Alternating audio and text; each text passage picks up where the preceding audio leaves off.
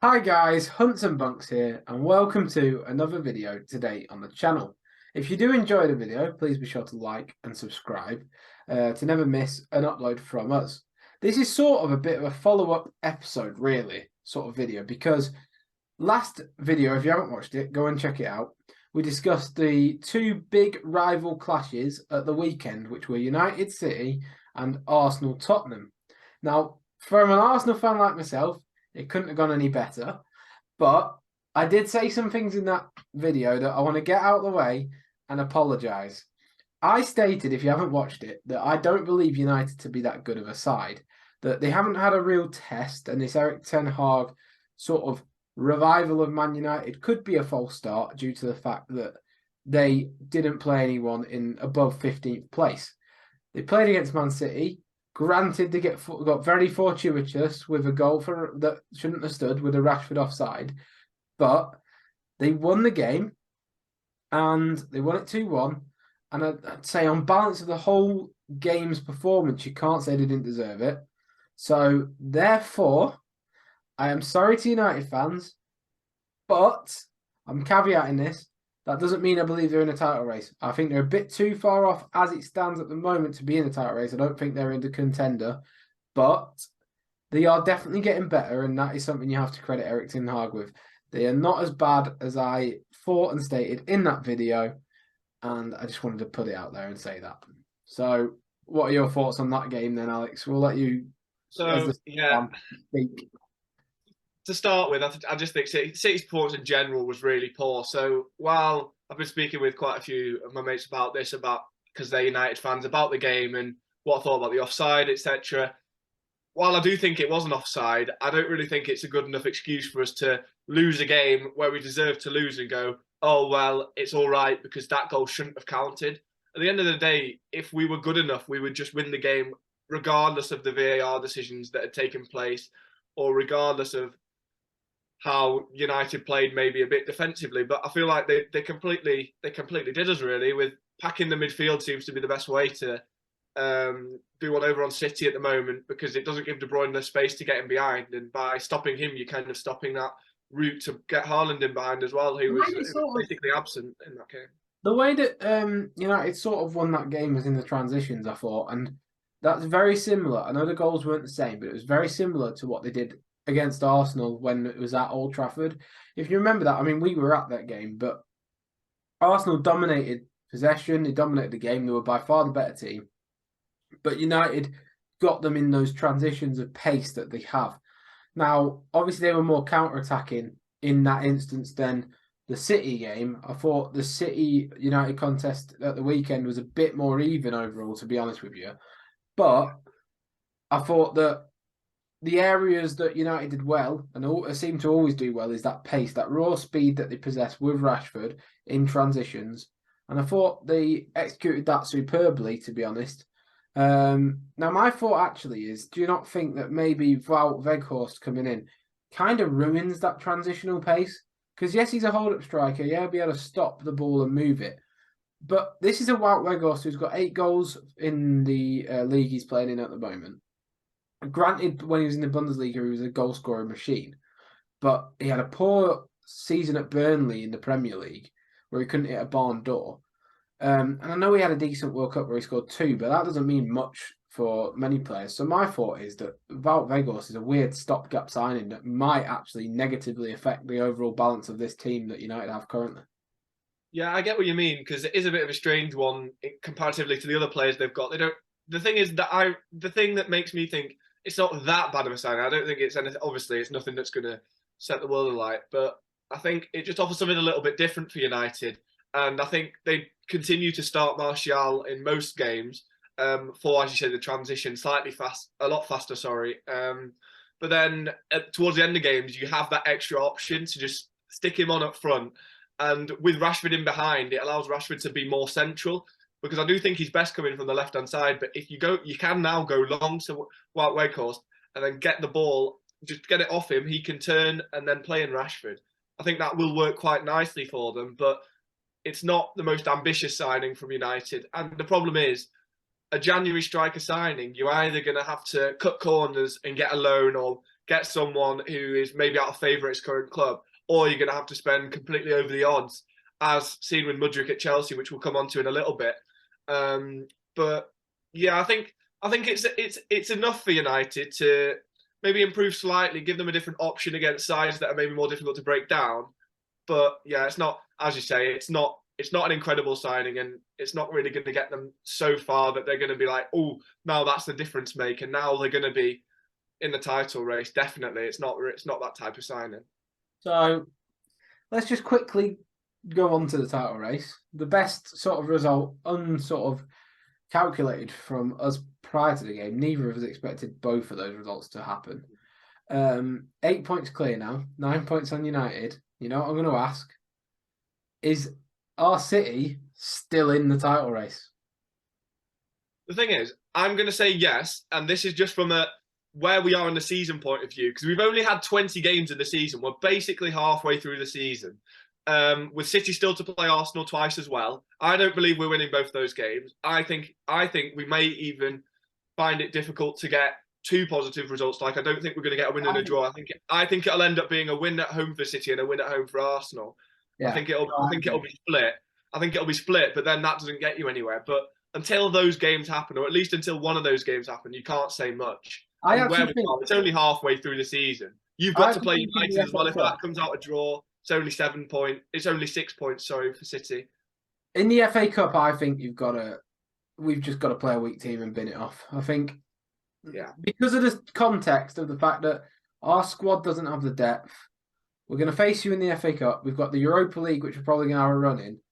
I genuinely just play the reserves and kids in the Europa League and the FA Cup to maximise the chance of having a fully fit, fully rested squad for the league, because this is the best position Arsenal are going to be in.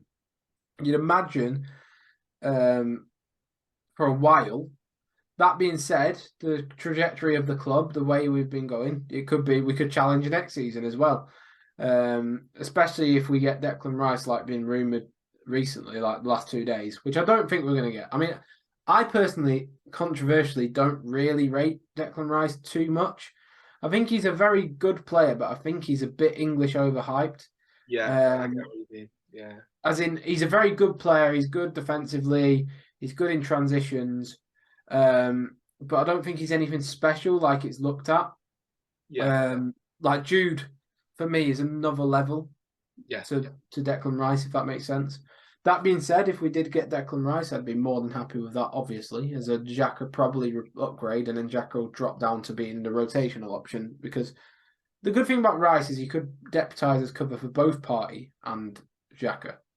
But that's a nice link. So I do believe it might not be our last chance at a title, but because it's come so early in the development cycle of what you'd imagine this team to be at right now, after coming 5th last year, I think we have to put all our eggs in that basket.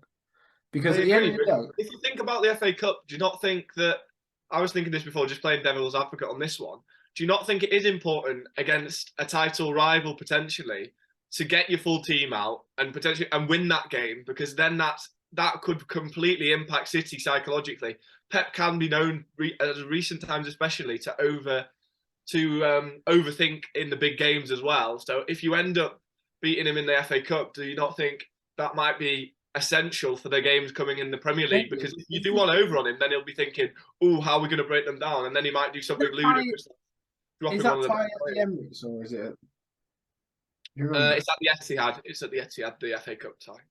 Just a quick one. Side note from the video. I mean, it's going to be included in the video anyway. Do you want to go to that one? Yes. No. Yeah. I'm already going myself, but yeah, we will be going to that one, I think. You know the date? It's a couple of weeks down the line on a Friday, I think. It's on a Friday. Oh, that's hard. It's on a Friday. Ooh, I don't know. I don't know if I'll be able to. Anyway, I'll look into that anyway. But moving on, you mentioned it before, but Mudryk. Yeah. Stolen out the grasp of Arsenal last minute by the looks of it. The player looks like he's being held at ransom. If you actually looked at his Twitter, he liked loads of posts moving up to it about him moving to Arsenal.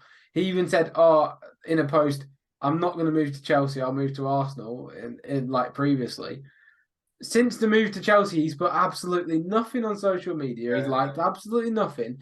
If you've seen that picture, he looks miserable, sat on the sofa in a Chelsea shirt. He didn't really smile when he walked out on the pitch. The owner of Shakhtar has come out and done an interview today with The Athletic, talking about the whole business, the whole deal.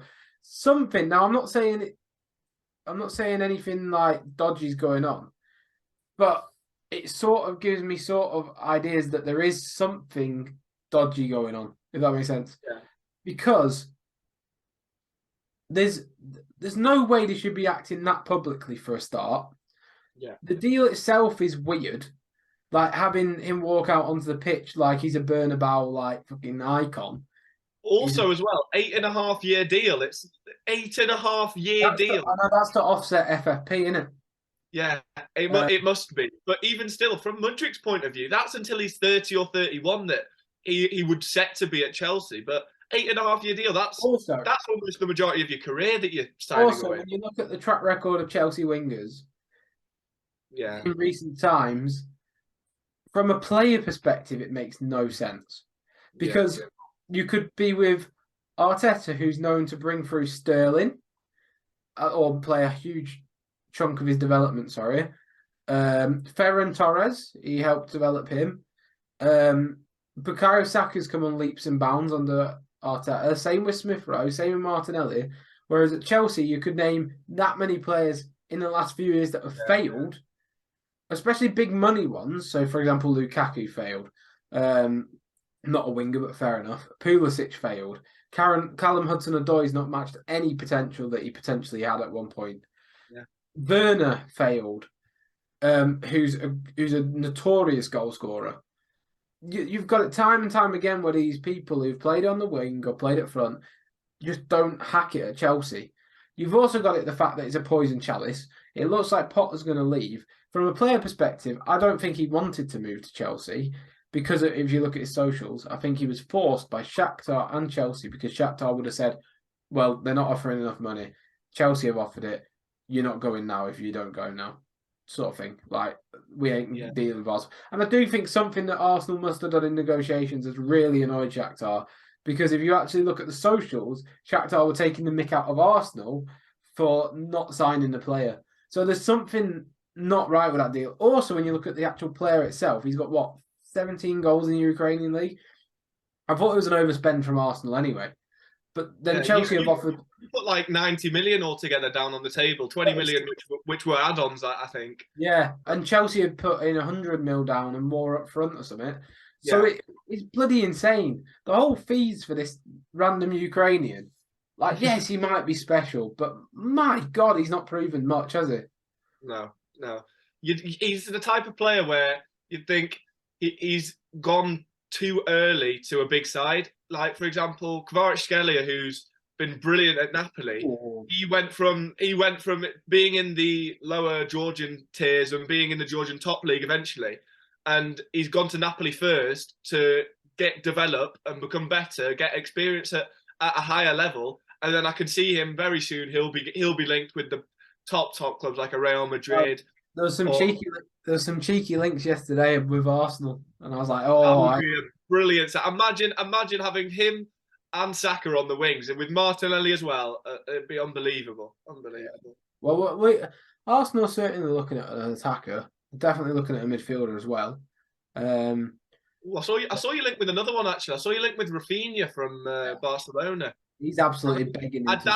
There's no way that I don't see that happening at all, just because of how soon it's been, how little time there's been since he signed for Barcelona. But again, there's some really good players you've been linked with here with Rafinha, Rice. You've got a lot. This is the impact of you now. How well you're playing. It's now becoming more of a pull. Even more of a pull than there once was before. I don't know. I try and take transfer news with a pinch of salt, especially after this whole Mudryk saga where it looks so close and then it's just like happened. I mean, obviously, the league's going well, and I don't want this to just be about Arsenal, but this episode. But let's move on from that. The Mudryk deal, though, I think is set. I think Anthony actually set the tone for these wingers from stupid leagues going for stupid money. He's just a spin merchant half the time. But like, I don't know.